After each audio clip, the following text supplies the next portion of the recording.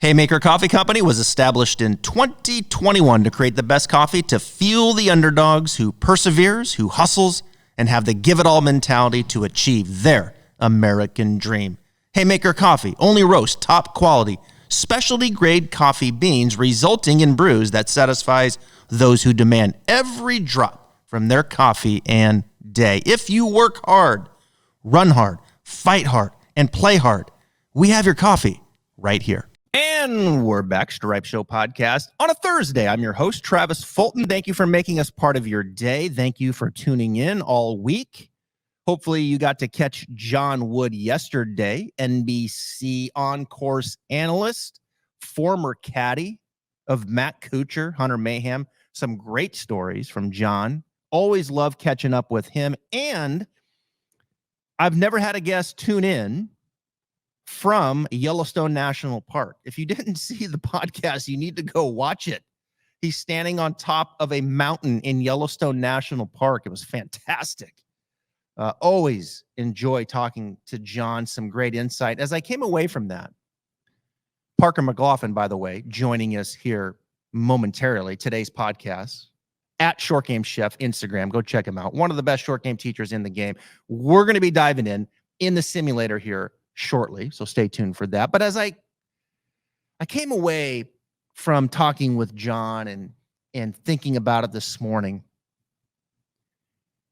and his thoughts on Matt Kuchar, and he had nothing but great things to say about Matt Kuchar. And I always just think to myself, and I don't know Matt, and I know Matt on the golf course with the camera on, his personality, there's a little charm there, there's a needle there, he's funny. But I always just wonder, who is Matt Kuchar when the cameras are not on, right? Who is he? Who is that person when the cameras are not on? The situation in Mexico where, he kind of slighted his caddy and didn't tip him accordingly. Now, he cleaned it up in his defense, but who is Matt Kuchar when the camera's off? I think about that a lot with PGA Tour players. How authentic are they? Are they the same person when the camera's on versus when the camera's off? Phil Mickelson comes to mind. I think for the PGA Tour, right, when you look at it over the years, they protect the players. I think they protect the players at just about all costs. They don't share suspensions, fines when these players make mistakes like the NFL would. If a player in the NFL, NBA makes a mistake, conduct, drugs, whatever, it's more available to the public. I feel like we kind of get to know the players in other sports a little bit more off of the football field or off of the basketball court or off of the baseball field. In golf, I don't feel like we really get to know the players that much because the PGA Tour holds it close to the vest. They don't share that information. We're all human beings. We all make mistakes. But I always just wonder just how real that person is. Are they the same person when the camera's on and they're on the golf course as they are when they're off?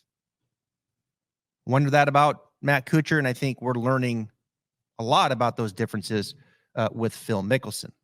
Parker McLaughlin will be joining us here shortly, one of the top short game coaches. We're going to be going through a lot of different things here today in the short game, and particularly 3 shots that you have to have, okay? 3 shots, short game shots that you have to have. We're going to go through that. We're going to talk about some other things. I'm going to be demonstrating in the simulator. If you're listening, I'm going to articulate it as well as I can and what I'm doing. If you're watching, you'll be able to see it. At Travis Fulton Golf is where we are on Instagram, YouTube, Travis Fulton Golf. Go check it out. Do me a favor with the podcast, subscribe, leave us a comment. All those things mean so much. We've got big plans for the podcast into next year. So your support goes a long ways. Next Monday will be a special instruction one. I did 2 training programs for 2 swing devices. Golftrainingaids.com is the website. I took 2 of my favorite devices that I use and I applied a training program around it. We're launching that on Monday. I cannot wait to share that with you. It's very, very cool, and it's great winter training. That'll be on Monday. Before we get to Parker, I want to tap back in here to a ViStar moment. My partners at ViStar Credit Union. The response to this has been fantastic, by the way. Hashtag honor your hero. You can still go to my website and you can click on partners, click on ViStar, and you'll see there where you can nominate your hero. A individual that's been in the military, could be a veteran, or they're currently in the military. Please go share their story. Some of these stories, I got to tell you, when I read them, they're tough to get through. Very emotional. And I think at times, as we go through our lives, we think about the military at certain points, right? Like Veterans Day. We did a lot of these around Veterans Day. But I think it's important that we bring the military and we share these stories out front every single week, because they're out there doing their job every single week and allowing us to do what we do here. So the ViStar moment this week is CW2 Jeremy Stone. This comes from Kellen. Jeremy has served honorably for 19 years on active duty. He has served in Korea, Germany, Qatar, Afghanistan, and Iraq. How about that lineup? Wow. He has performed duties as an AIT instructor and as an observer, coach, trainer, helping mold soldiers for the future. He has been a loving husband and a devoted father to our young son and daughter. He leads with a smile and believes he works for his soldiers. His soldiers do not work for him. He always says, soldiers want to know that you care before they care what you know. Jeremy Stone, thank you for your service. ViStar moment. Go nominate your hero. Hashtag honor your hero on my website today. On that note, Glenfiddich, the world's most awarded single malt Scotch whiskey, is expertly crafted and made with extraordinary care. Each single malt is a work of perfection. All right, and joining me now from Arizona, there he is, short game chef. I like it right there. Everyone to see it. Parker McLaughlin. How you doing, buddy? I'm doing great. Excited to get in the studio with you today. Yeah, congrats on your success, man. I know you've got a lot of cool things going on. The transition from playing to coaching, not every player can do that.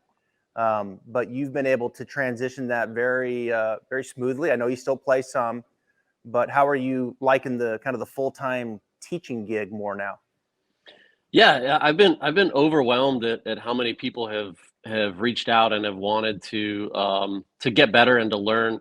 And again, I think picking a niche for me, it's been short game.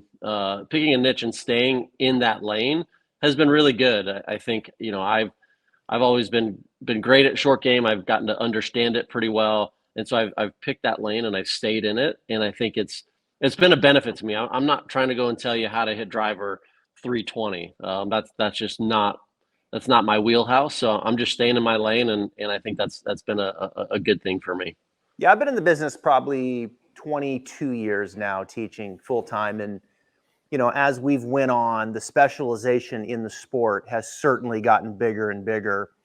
Very seldom now in the professional world do you see someone kind of coaching all aspects of the game. I know there's examples of that. But man, I mean, even when you say coach, I know there's performance coach, someone kind of managing this whole thing for a player. And then underneath that, you have full swing, you have short game, you have putting.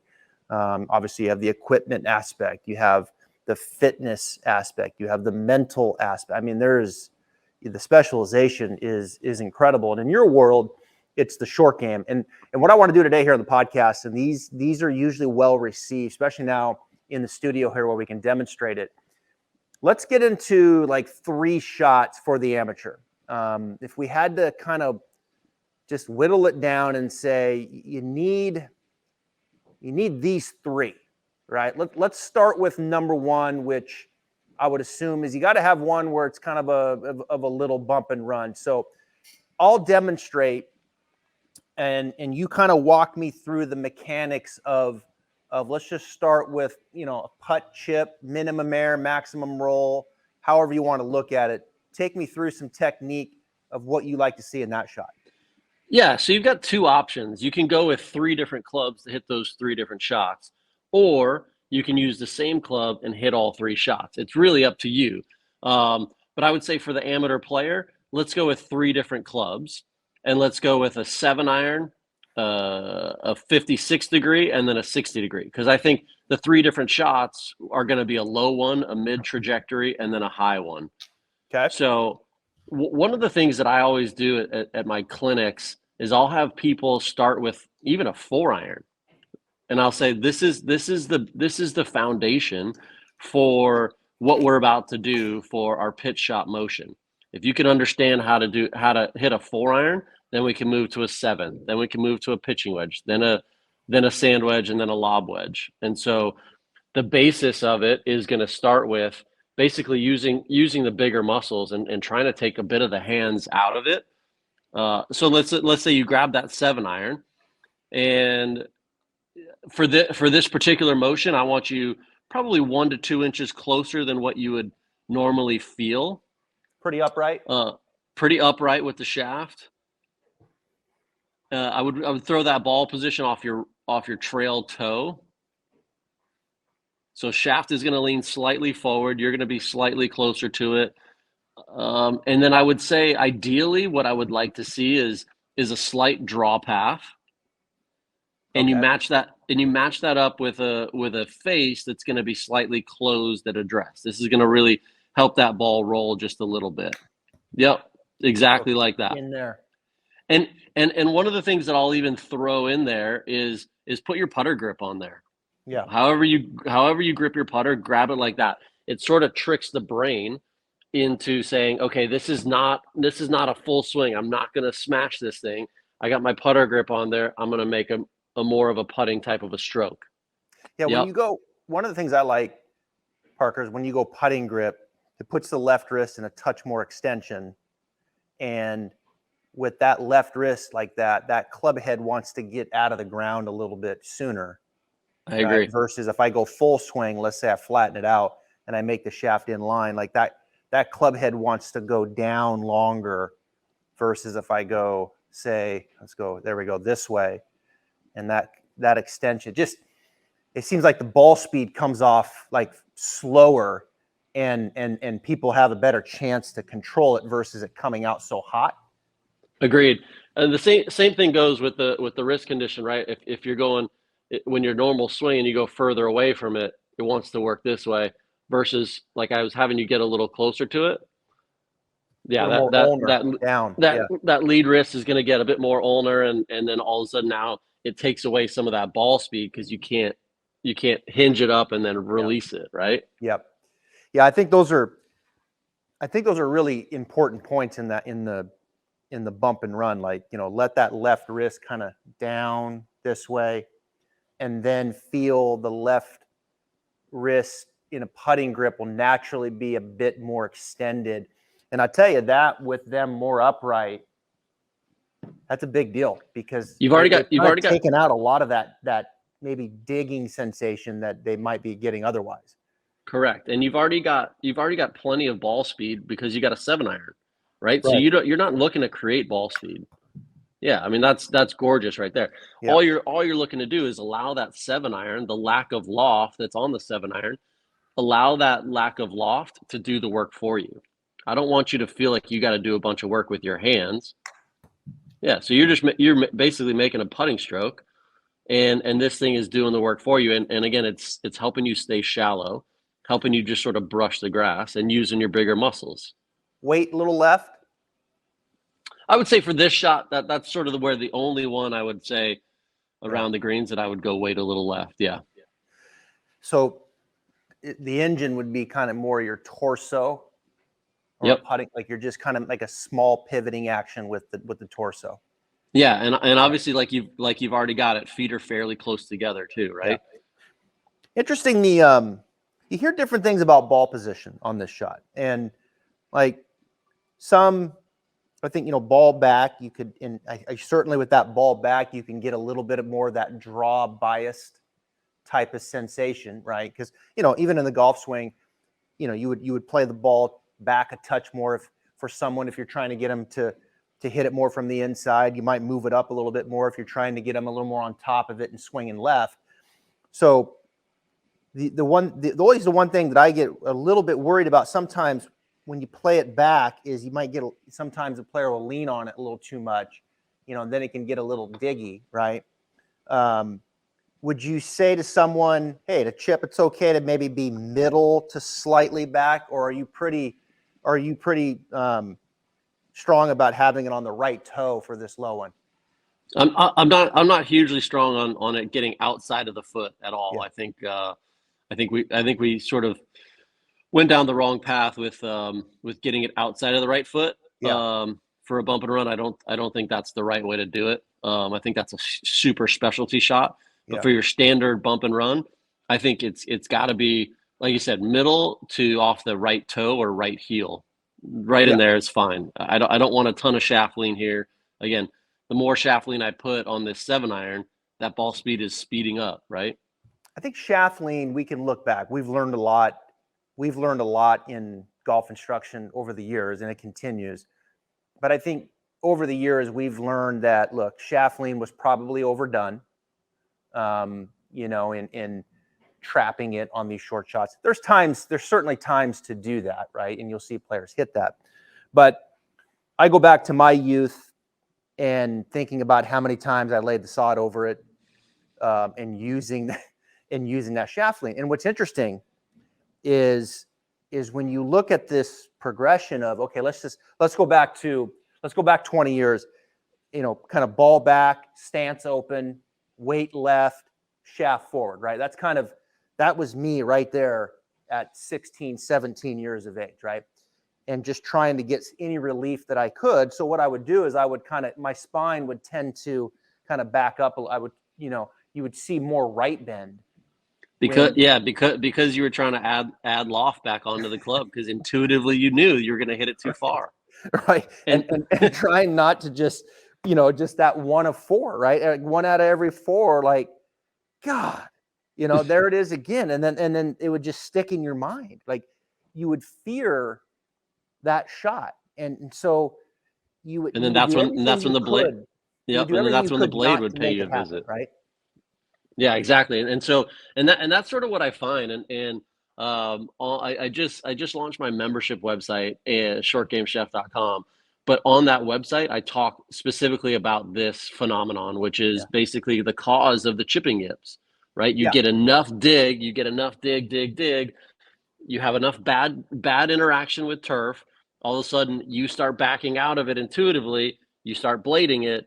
Now you got the chunks and the blade, and that's where the chipping yips begin. Mm-hmm. Yeah, you try to shorten the radius, and all of a sudden you're blading it. And so to me, that's the cause. That's the root cause of the chipping yips is that bad turf interaction that you've had, that I've had, that we've all had. And now it's like, how do we understand how to shallow that out? How do we understand how to use the ground in your favor? I think for me, like I've just seen so many people. I've helped 30 people out of the chipping yips. Wow. In the 3 years that I've been doing this teaching thing, and so it's something that I'm like, wow, I keep seeing the same thing over and over, and it's a bad psychological response to a poor turf interaction. So if we can take care of your turf interaction and help you understand how to properly interact with the turf, all of a sudden some of that anxiety and fear goes away. It's cool. It's a cool series where I just sort of help you solve the chipping yips. Let me throw this statement at you. Oftentimes I'll say to players, and this resonates, I'll say, look, I'm going to try to create an environment at address and a movement where you can control your point of entry and then not worry about the club head digging. Right? Like, so it's like, so it's like, everything we're doing is that point of entry is going to be clean, but it won't dig. And if we can create that scenario in your head, then it's like it frees them up to start hitting shots where they don't fear, it might be that one of four, and then all of a sudden that spirals, as we know. All right, so you can do that with 3 different clubs. 7, 56 would be for a shorter chip, I'm assuming, right? Where it's like I just need to nudge it on, not as much roll. Would you open the face at all in this shot for variation, or would you keep it pretty square? Well, if you open the face, you're probably going to get that ball to check just a little bit. It'll still roll out, but I think you would get it to check just a little bit. So that would be one where, maybe you're trying to carry it 3, 4, 5 yards and then have it check and then roll out another, 10, 12, 15 feet.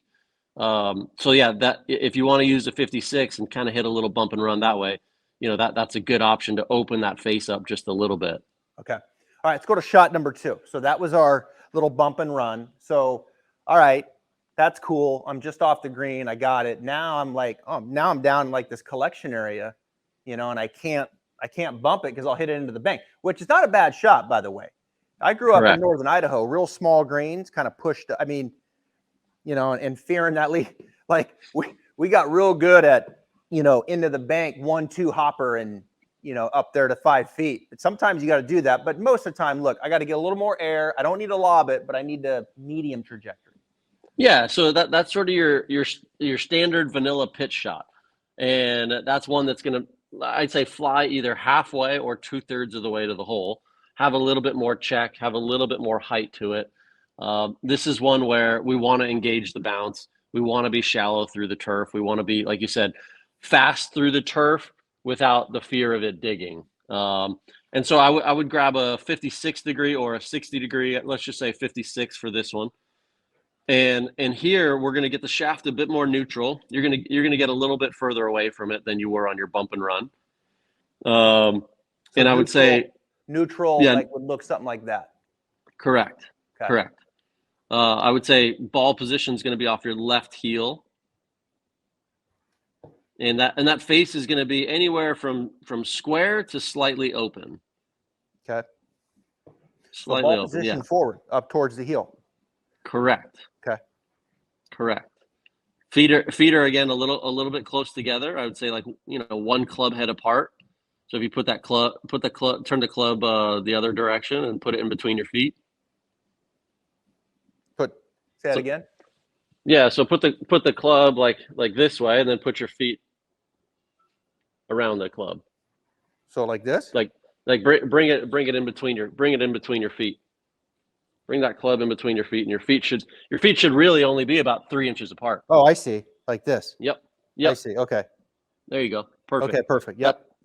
And I would say the tendency for people that I think get into some bad chipping problems is when they get the feet too far apart. It's really sneaky.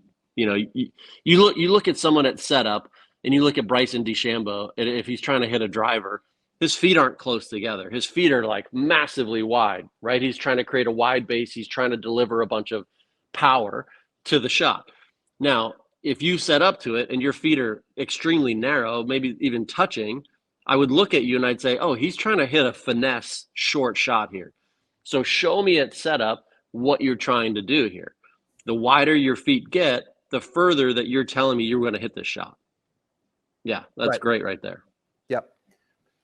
So, yeah, keep going. I was just going to say, I think I would fall off my couch if I ever saw Bryson post a video of him hitting a short game shot. That's true. Anyway, he might be listening. He's watched a few times.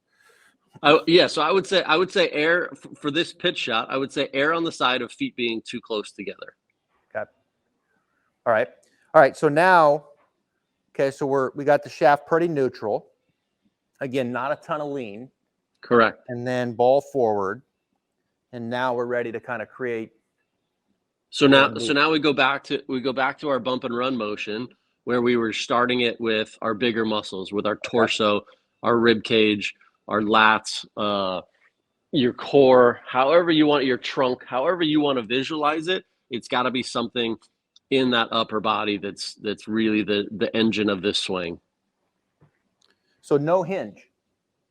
I like minimal hinge. I think hinge is where we kind of get into some weird stuff here. Again, for such a short swing, you see your swing right there, shaft gets to parallel at the top, and that's it, right? So if you're going to hinge it, you better unhinge that thing. So the shaft, so the lead wrist is not as much, it's got a little angle. Correct. And would it be safe to say that angle here between the shaft and is kind of constant? I would say if you're pivoting properly, it stays fairly constant for the standard vanilla pitch shot. Yep. Constant.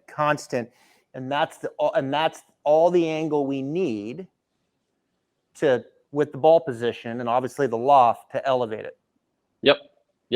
And you'll find yourself actually getting more spin than what you think. But one of the drills I like to do is I'll put this thing in my belly button like this, the butt end of the club, and I'll get into my posture, and I'll pivot to the top, I'll pivot back to impact, and I'll pivot on the way through. Yeah. And this sort of gives me a relationship as to this is where I want to be on my through swing, this is where I want to be at impact, and I'm going to be in the same place on my backswing. So yeah, to me, you really don't need to, for that standard vanilla pitch shot as our sort of foundational shot, you really don't need a ton of wrist play in this shot. See, I think I have a feeling, I mean, there's going to be a ton of nuggets in here, but the amateur player listening and watching right now, what he just said right there, to me, is probably going to be the most valuable part of this. And this is huge because you know how much this shot can mean to a mid-handicap, right? For sure. And I think the amount of wrist hinge that we'll see, right, in this club working up through this left wrist and going back to this example of increasing that angle, it's higher risk, right? Like it's a higher risk type of shot. It's a shot. You need it at times, but vanilla pitch that's going to handle, let's say, 60-70% of shots in collection areas, right? Would you say that's a safe number? 60-70%? Yep. And again, we're talking shots off of a fairway lie, right? A tight fairway lie. So one of my players, Keith Mitchell, we've been working together for about a year and a half now, and he, when we started, his numbers were sort of all over the place. It was, he was 200th to 210th on shots gained around the green, and as we started working, we started to sort of figure out, and he was doing some work with Bob Rotella as well. But it was like, Keith, you're one of the best drivers of the golf ball on the planet. What do you do with your driver? He says, I hit a 2-yard fade on every single hole. That's just what I do. And I'm like, well, why are you trying to hit 12 different shots from a fairway lie around the green? And so all of a sudden he started to realize, all right, what if we just nail this vanilla pitch shot? Yeah. And so now he told me about a month ago, he's like, 85% of my shots around the green, I'm hitting this vanilla pitch shot. There you go. And all of a sudden he's gone from 210th to now he's like 70th in strokes gained around the green last year. So he, just by simplifying the whole thing and saying, I'm going to hit my vanilla pitch shot. Now he does some variations with it, which is sort of like, we're talking 101 right now. He's at 102, 103, 104, as far as classes go, but he'll vary it with open face, and he'll vary it with the length of his backswing, but it's the same vanilla pitch shot type of theory, where he can still put a ton of spin on the ball. He's clipping it nicely. Has no worry about turf interaction. I mean, I'm watching this guy clip it off of into the grain, Bermuda tight, and I'm like, wow, it's just like it's next level. So anyway, I just think the vanilla pitch shot is sort of like, this is where we start. Yeah, and this is huge. I mean, 85%. Think about that, people listening. Keith Mitchell, right? Georgia Bulldog, great player. PGA Tour player, been out there a long time. He's telling you that you set up with that shaft pretty neutral and keep that left wrist fairly constant, and what feels constant may have a little play. I mean, for sure. But the idea is that angle's constant at address here, over here, and you're just turning. I'm telling you, man, that's it's bulletproof on how that club is going to interact. Now, let me ask you this. As far as the spine being neutral, slightly right, slightly left, it seems like I tend to get people to control the bottom I should say the point of entry.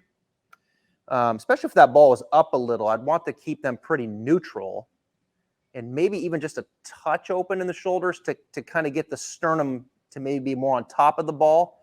Is that something you like, or you just kind of let them drift where they want to go? I would say that, for the amateur golfer, most people that I see come into me with far too much weight forward. Far too much weight forward usually means the spine's going to end up tilting backwards. Yeah, it's going to end up tilting backwards at some point through impact. Mhm. So I try to just get them in a more neutral spot, and then I try to encourage them to then work as much as they want to the target. Yeah, because Not- I think yeah, not back. Yeah. Right. But I think the back comes from weight too far forward, which has been sort of wrongly preached for the last 40 years, in sort of every chipping tip you see in every golf magazine. It's like, get your weight forward, get your weight forward. I'm like, the only thing that's going to do is help you hit ball first, right? If that's really your goal, Yeah. it's going to help you hit ball first. It's going to steepen your angle of attack, and it's going to help you hit ball first.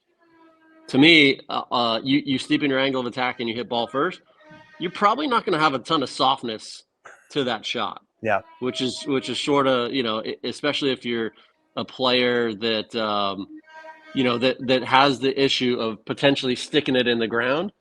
The last thing you want to do is start leaning more forward. Yeah, right. Like that's just going to steepen your angle of attack and encourage more of that steep blow to the golf ball. Or going forward in the backswing. Correct. I see that a lot as well. I tend to do that a little bit and I see that with players, they'll kind of go back and then you kind of see them go forward. And then as they come down, then they feel the need to kind of go the other way. And then the handle drags as well. The handle starts leaning forward as the head goes back. Yeah. Okay. So we've got that shot. And I'll tell you, like it's the interaction 56 degrees, maybe a touch open, just managing that angle.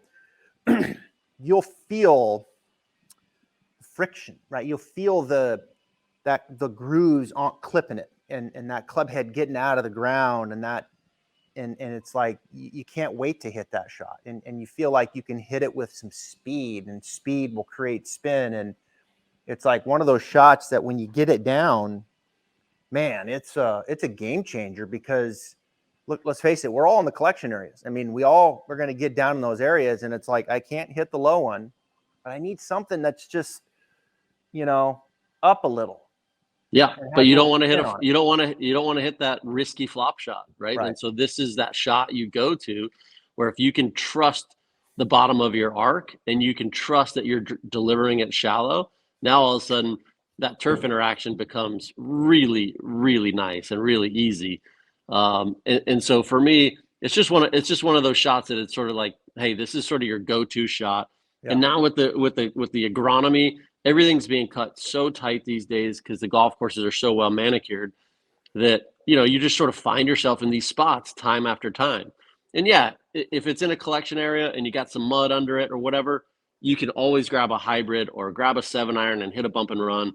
That's totally fine, or even a putter, right? But if it's one of those shots where you can't hit that club, if it's wet in the morning or whatever it might be, or the grass might be a fraction longer, now all of a sudden you want to hit that little shot that you can trust the bounce and you can trust it to have a little bit of loft and a little bit of softness once it lands on the green. All right, let's go to the third shot. So I've got the low one, got the one that came up a little bit. Where would you go on the next one?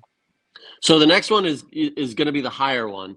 And I've got a couple of different things where I manage it. So I'll start obviously with that club face pretty open, probably 30-35 degrees open. I'll start with the shaft in a neutral spot. If anything, I may even drop it back just a hair. And then I actually tend to get a little closer to this one. Conventional wisdom, may say get further away from it. But I'll actually get a fraction closer to it. This is going to help me engage the toe more. This is great for off of a tight lie, right? If you're in a rough trying to hit this shot, then by all means get further away from it. But if you're in off of a tight lie, for me, I like to get a fraction closer to it. This is going to help me engage the toe and disengage the heel. The heel for me is going to dig, so I like to get a fraction closer to this one. And yes, I may be taking a bit of loft away from the club by doing that, but I'm going to help build it with my backswing being long. right? If I can build a nice long backswing, that's going to help me sort of have time to re-engage and deliver more loft at impact. In the backswing, so as I build the backswing, is it kind of chest? It's arms, more arms arms. and hands in this one. Yeah. Yeah, it's more arms and a hands release here. Independent. So Okay. yeah, body's still moving, but the arms and the hands are driving this one a bit more in my mind.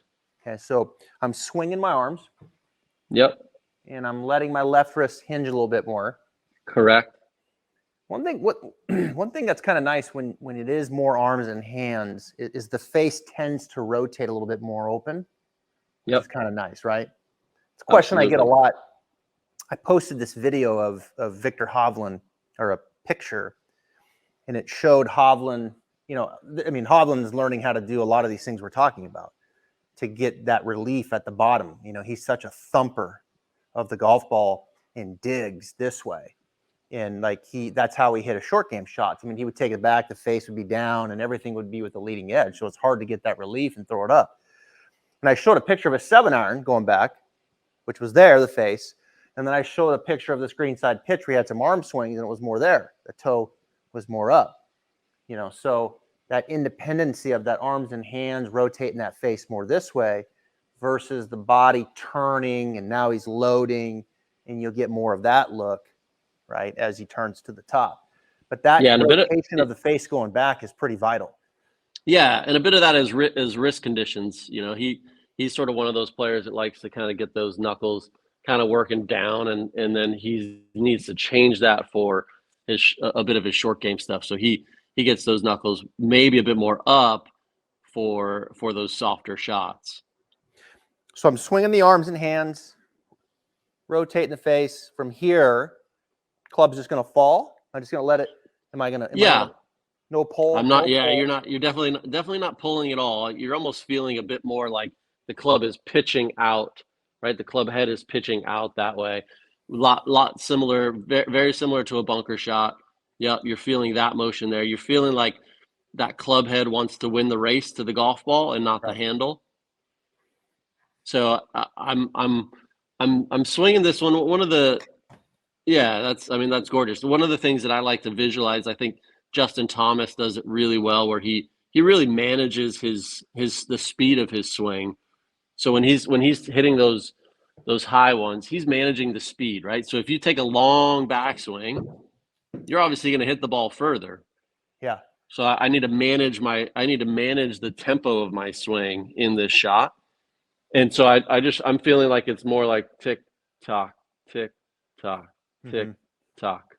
I feel like it's, 50, 60% speed to try to then allow myself to sort of manage the ball speed in that fashion through open club face and then tempo of the swing on this one. Yeah, it's I don't want to say it's like a lazy swing, but there's a sense of like heavy ropes to your arms, right? Like for sure, heavy turn the chest with it. Yes. Right. You're not letting it pat. Like you're still going with it with the chest. The chest, would you say, is always going with it? Yes. The chest is going with it, but I don't think that the chest is leading in this particular shot. It's not a body release here like it was with our bump and run, like it was with our pitch shot. That's more of a body release. Here, it's more of an arms and a hands release, very similar to like bunker shot. Would you ever show me back up now? That's the higher one. It's interesting. Like oftentimes, amateurs can be better at that shot versus the middle one. Like they can. Yeah, I can hit it up in the air. Watch this. Like way up. But then the vanilla one, it just has way too many moving parts to be good at it, right? To have that trajectory and spin and distance control where that's the one you should be getting up and down. And that's the one we're gutting and hitting behind it and all those things. But then they get in the rough and they're like, watch this lob shot, and they get that on the green to like 25 feet. So it's not always, but it's interesting how sometimes that lob can be one that they can hit. I'll interrupt you there for one second. Yeah. I do find that people tend to be really good. They come to me and they're like, I'm terrible at a pitch shot, but I'm great out of the bunker. I'm like, makes sense, right? Yeah. Bunker's more hands. Pitch shot, they're trying to get the hands in there and they can't find the bottom, right? Right. They can't get their turf interaction correct. So it's one or the other. Or someone will come to me and they're like, I'm pretty good with my bump and runs, but I'm terrible out of the bunker. Yeah. And so, I always kind of go back to like, you look at a Phil Mickelson, unbelievable bunker player, unbelievable hitting those high shots over bunkers or over trees, those flop shots, incredible. But, I think Brandel Chambly told me the stat that Phil Mickelson never finished in the top 20 in strokes gained around the green in his career. So that simple pitch shot, that simple motion, he wasn't necessarily hitting it as close as some of the other guys. Now, Phil might have made those 6, 8, 10 footers. Yeah. But he was never really hitting it that close from some of those simple spots. And it's a different release pattern and a totally different mentality for hitting a flop shot, hitting a bunker shot versus hitting a pitch shot, hitting a bump and run shot. Two very different motions, two very different releases for those shots. I think it's a good point because Phil, I mean, he talked a lot about the hinge and hold, right? And that concept, and the hold implying like, obviously we know what the hinge is, but then the hold would apply that the shaft would kind of stay in line with that lead arm as he would turn through. Yeah. And so that was his feel. But the reality of it was more of a hinge, a release, and then what he felt like was a hold, right? Because if you just hinged it and then held and rotated, you'd whiff the golf ball. Right. No, it's gonna come back. It's a hinge. Yeah. It's a full release, and then what he felt like was a hold. So I think it was a bit more of like a, hey, this is what I'm feeling, right? Not what's actually happening. You certainly see more now, and it's a good point. And I want to finish with this, where it's like, and we're kind of into these little pitching motions now, where you see most of the technique now taught is like here, club comes back, and then it's like soft over here, right? And that lead elbow, left wrist can be soft on this side as I turn through. And where Phil would have probably kept that more in line, he wouldn't have let it soften as much. And you could see him hit those shots where he'd finish like this. I mean, it would be down, shaft, the whole bit. And like and he would hit high shots doing that. And that would be like his hinge and hold, his technique, very different than what we're seeing now. No, let it pass into this release, which I tend to like more. But I do like from a full swing perspective, it's interesting when you're teaching people to hit it with a little more lean, because we know like in the full swing, there's a lot of this dumping and they're hitting it like this. And that's why they can hit the lob shot, but it's also why they turn their 7-iron into a 9-iron, right? And they lose distance. So one of the things I'll do with them is I'll get them to like take these little swings where it's like, now we're talking a little more full swing, where it's like, okay, we get to here, face square. I want you to turn the weight left, and I want you to feel like when you turn, you kind of just keep things down. And as they keep things down, it's kind of suggesting that they don't throw it, but they turn and the wrist structure stays better and they have a little more shaft lean. And it's always interesting when they can do that in the full swing. Man, that impact zone gets really clean, and it looks so much better. And they're like, wow, I'm hitting it as far doing that as I was taking a full swing. And it's like, well, because now, you've actually de-lofted it 2 degrees versus adding 5 degrees of loft.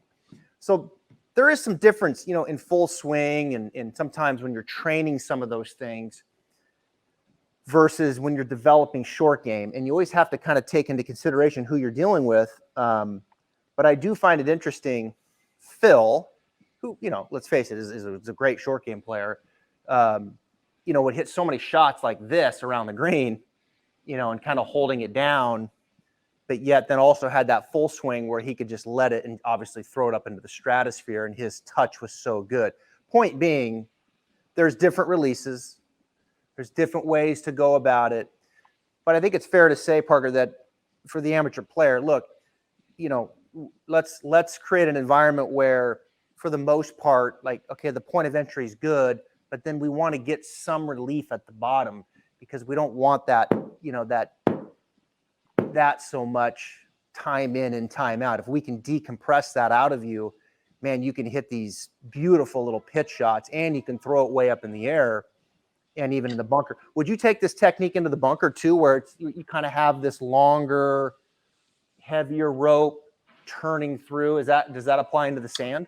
The same release does. I wouldn't want to feel like it's a heavy rope on my arms, because I want my arms to have some spice to them and have some freedom and some elasticity to it, because I definitely want some whip, right? Yeah. Because the bunkers, they tend to have more resistance.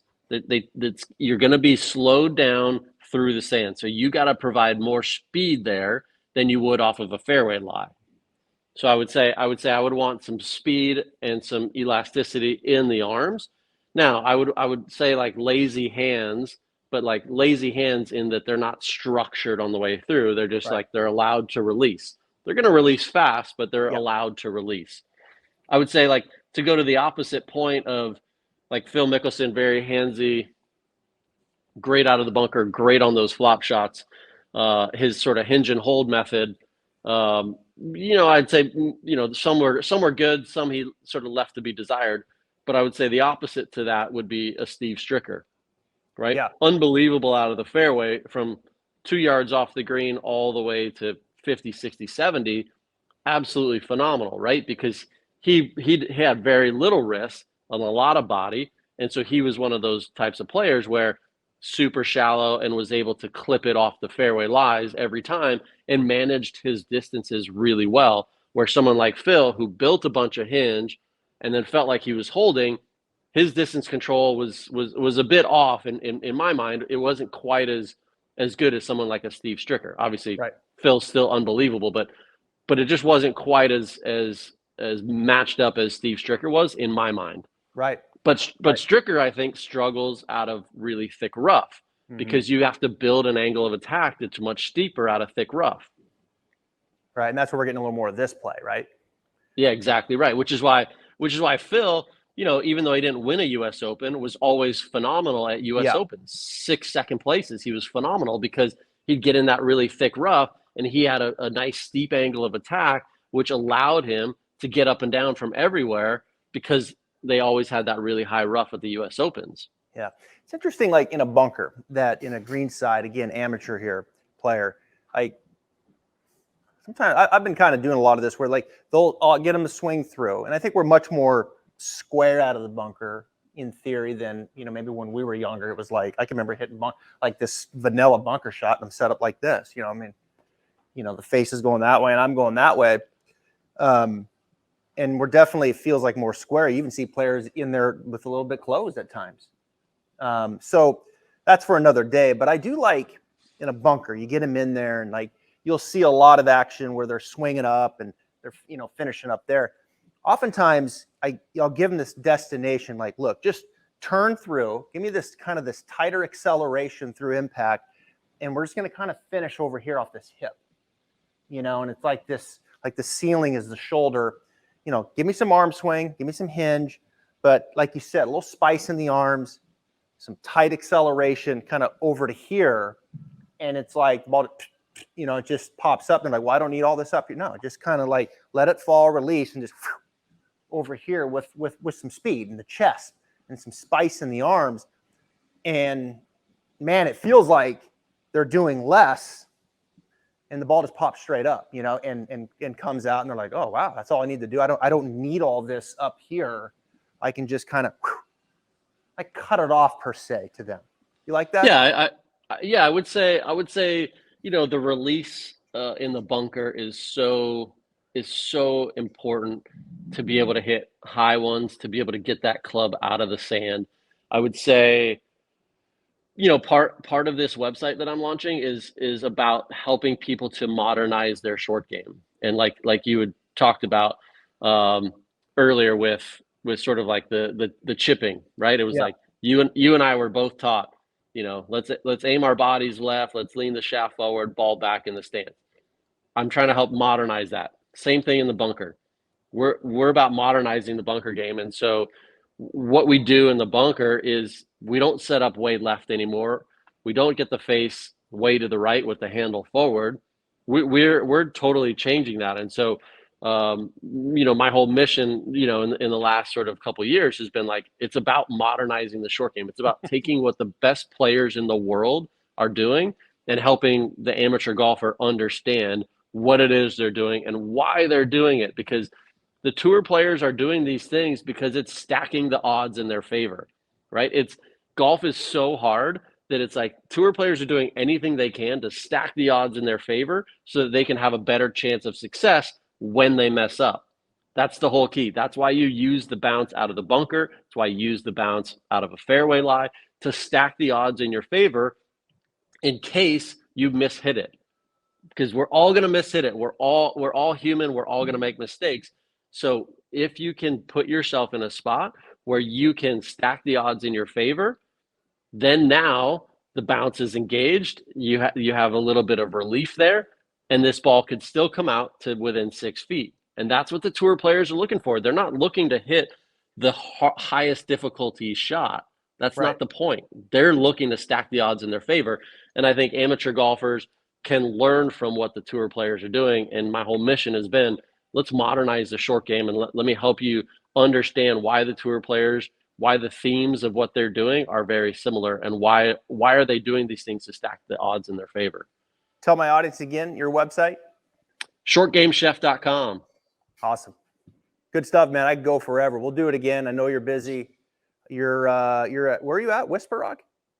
Yeah, doing a little golfing today at Whisper Rock with the tournament director from the Barracuda Championship. They're in town doing their meetings for the PGA Tour. So awesome, man. Gonna get a little download as to how things are going. Awesome. Well, I appreciate your time. Thanks for being on again. We'll do it again next year, but you'll be here in 3 months for the players, and we'll get you in studio, and you can beat my short game up, because I need it. I'm still trying to get some of this out. We all are, man. It's always in there. We always are, and that's one of the things that I'll finish with this. Like for me, I'm always better out of a bunker hitting those high flop shots. When I get to those standard vanilla pitch shots, I continually have to remind myself, okay, shaft's got to be here. I got to use my body more. I got to deliver it here, and I can't drag, because I grew up in the same generation as you, where it was like I wanted to do that. And so even for someone like myself who's been doing it for so long and now I'm teaching it, I still got to remind myself of this, and I still make mistakes.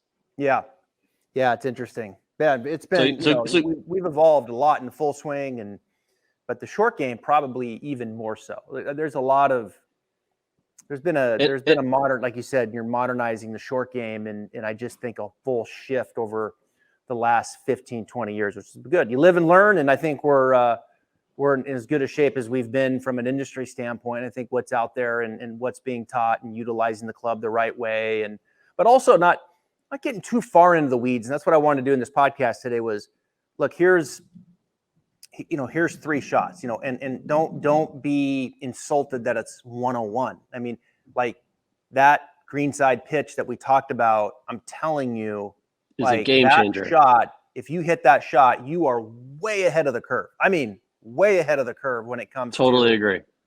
I mean, and look, Keith Mitchell, 85% of the time. All right, man, go play golf. Enjoy the day. Thanks for being here. PXG has done it again with the launch of a new lineup of drivers, fairways, hybrids, and irons. The new Gen 5 golf clubs deliver significantly increased MOI, faster ball speeds, longer distances, and tighter dispersions, all coupled with the exceptional feel and sound golfers have come to expect from PXG. Schedule your custom fitting or buy online at pxg.com.